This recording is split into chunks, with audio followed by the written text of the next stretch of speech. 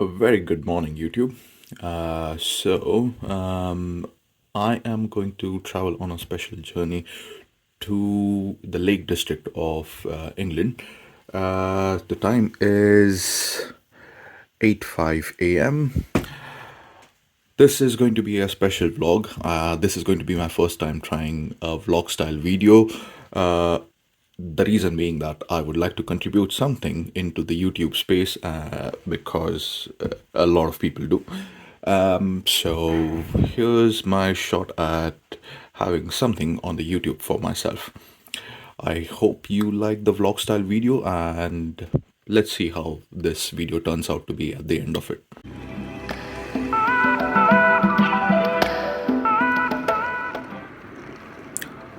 First leg of the journey, heading to London Euston.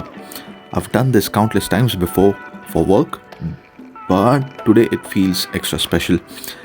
There's just something about solo travel, the excitement, the freedom, and the unknown.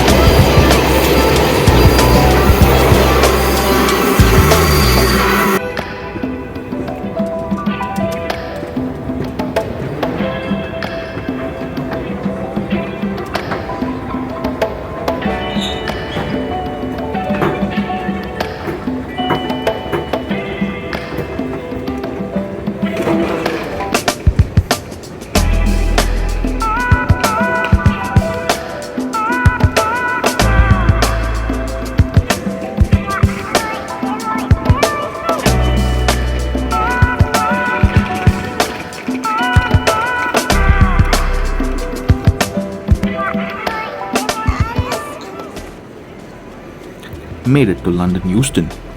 This is where the real trip officially begins.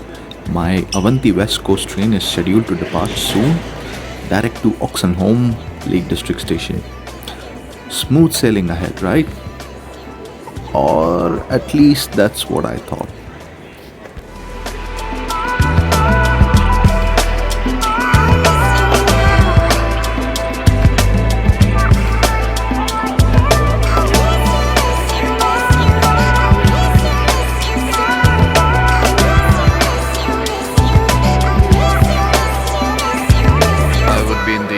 Avanti West Coast, which is departing at 9:37 a.m. Stopping at the station Oxenholme. Wait, do you see the massive?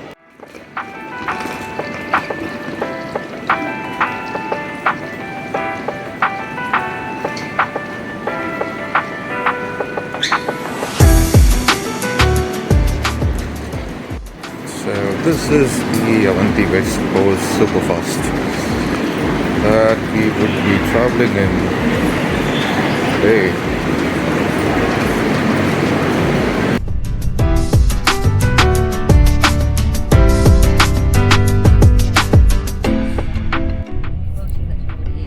As we pulled out of London and headed north, the city slowly faded behind me and rolling green landscapes started to take over. The journey up north always feels refreshing. You get a taste of what's coming, the lakes, the hills, and the peaceful countryside.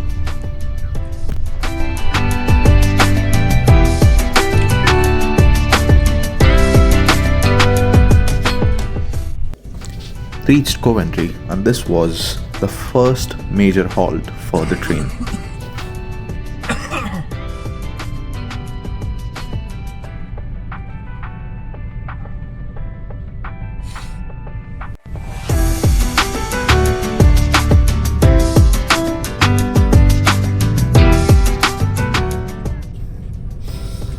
and the train slowly pulls into Birmingham New Street Station. Birmingham, located in the heart of England, is the UK's second largest city and a vibrant hub of culture, commerce, and innovation. Shooting these flybys of the train are one of the best shots that I love taking while on a train journey.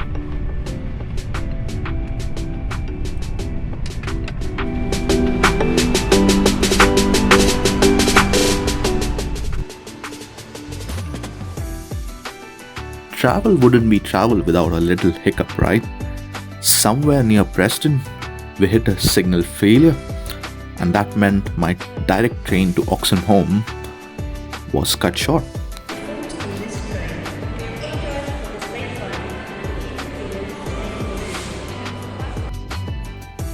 Quick change of plans.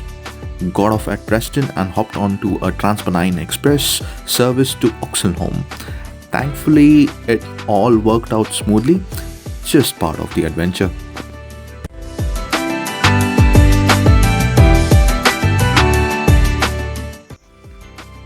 Finally arrived at Oxenholme. From here, it's a short ride on the famous Windermere Express, and just like that, I'm officially in Lake District.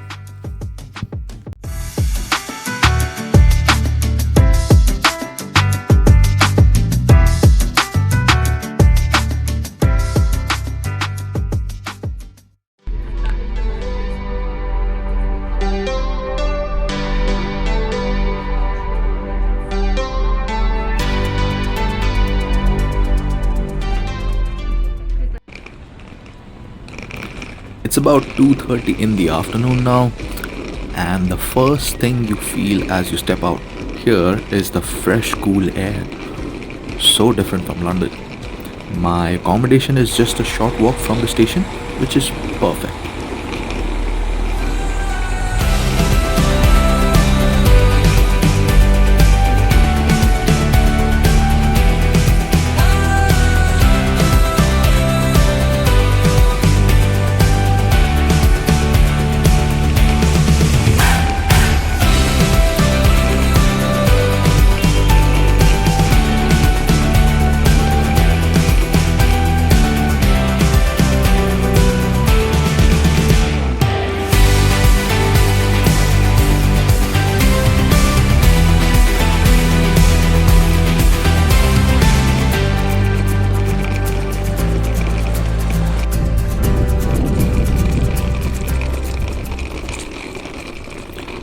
Here we are, Lingmore Guest House. Check-in is actually at 4 p.m, so I have some time to kill. But thanks to booking.com, I already received my self-check-in code. Super convenient. So a lot of these hotels over here are self-check-in hotels where the key would be inside one of these lockers, and I would need to return back at 4 p.m. To collect the keys, enter the PIN code in the lock over there and collect the keys for the room. It looks pretty good over here. I mean, by the looks of it, the area is really good, and I think if I just hike up the mountain up there, I should just get some good views. But first things first, it's time for a proper British pub stop. Found this cozy little gem nearby called the Crafty BAA or the Crafty Bar. What I love about these places is the vibe, travelers everywhere, and dogs are absolutely welcome. A pint never tastes as good as it does after a long journey.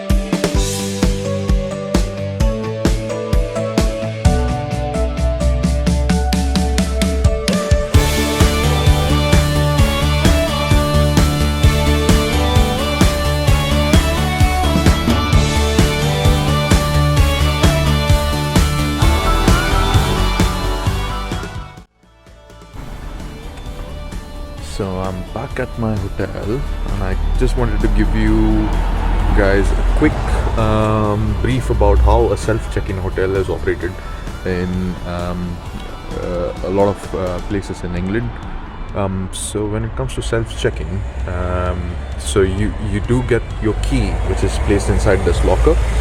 All you need to do is just put the code in and get the key out of this locker.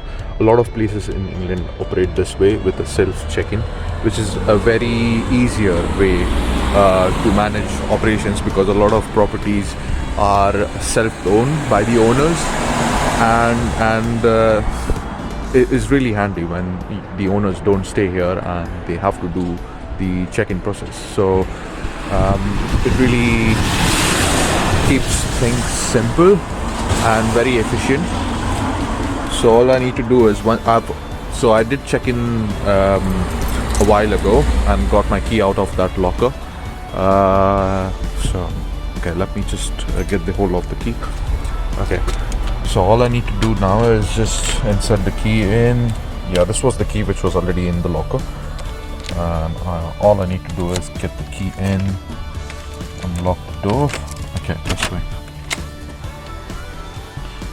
and then we get the access to the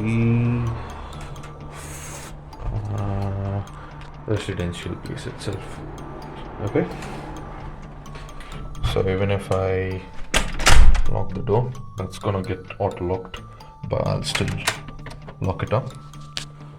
And there's some note here. So this is Lingmore Guest House, which is managed by Adam. Okay, Adam, Ruth, Adam, Hedy, and Penelope. So I did receive a message from Ruth earlier on booking.com regarding the code of the key. So whenever you're booking a room with a self-check-in, you would receive a code like this on booking.com to access the key locker. It's a nice, pretty property, little cozy property, very clean and tidy. Okay. And now when you approach the room, this key has a fob in it. Yeah, all I need to do is just press the key against it, and there you go, voila. So the room is really pretty. I did not expect this room to be this value for what I've paid. I mean, it has a very good view outside. I could see some mountains outside my room. So for the price that I've paid, I think I've paid around 70 or 65 pounds a night, which is a really good value considering the location that I'm staying in and the view that I'm getting right now. I think it's really worth spent. Windermere doesn't have all those 5-star hotels like Hilton, Marriott and stuff. So a lot of properties over here are either owned by the owners or managed by the owners. So you do get a lot of guest houses over here, which are really good. So I think Lingwood does get a big thumbs up from me. After a bit of a rest, it was time to head out again. This time for one of the classic Lake District experiences, the Windermere Lake Cruise. Windermere, that's bus number 508 that goes from 1701 hours. Bus number 508. I think this is where the bus will come in. I've heard a lot of places like I've just heard that there is a good lake over there. I'm gonna have a stroll around and let's see how the days go.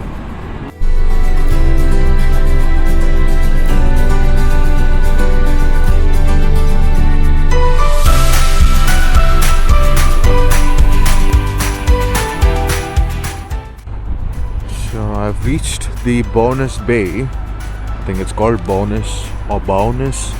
I think Bowness. Bowness Bay, and I really wanted to do the red cruise from this location, but I think I've reached a bit late. The last red cruise has already departed. So I would need to now go with a blue cruise itself, which is a short ride. I think it's a 30-minute ride. Good enough, because I kind of have only today to have the cruise planned into the itinerary today. So I would be going with the blue cruise. They have quite a few options in terms of the cruise, like the red cruise, yellow cruise, green cruise, and the blue cruise. I think the longest one is the yellow cruise, but I think the blue cruise is also good to have a quick view around the lake. So let's just hop into the ride right now.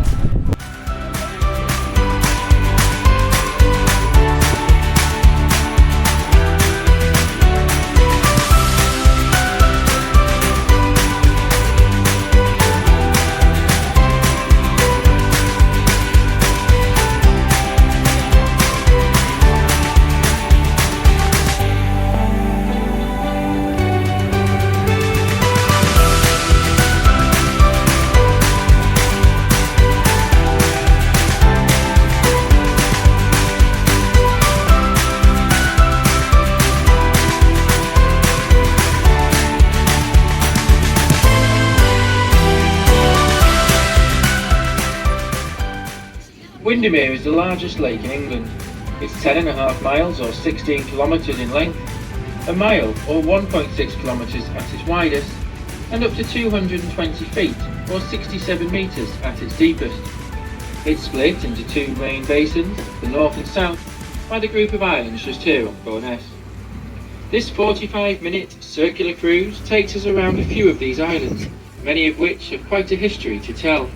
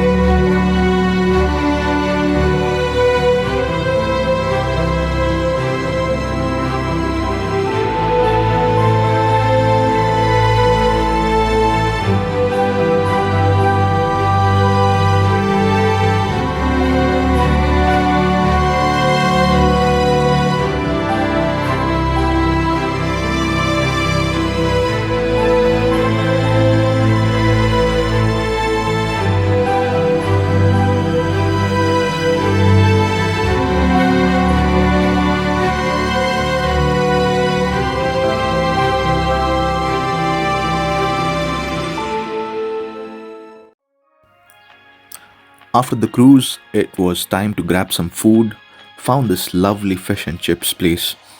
Because when you're in England, you just have to. Simple, classic, and satisfying.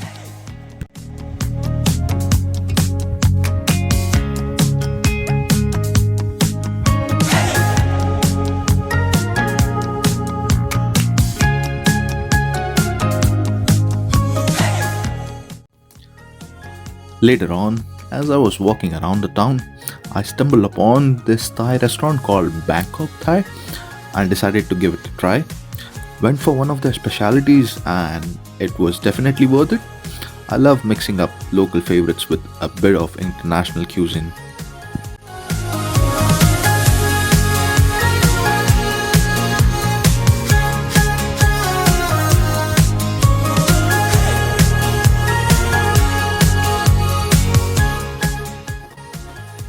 And finally, I wrapped up my day one with a peaceful 30-minute walk to my guest house in Windermere. There's something so calming about these quiet streets in the evening, the perfect end to my first day.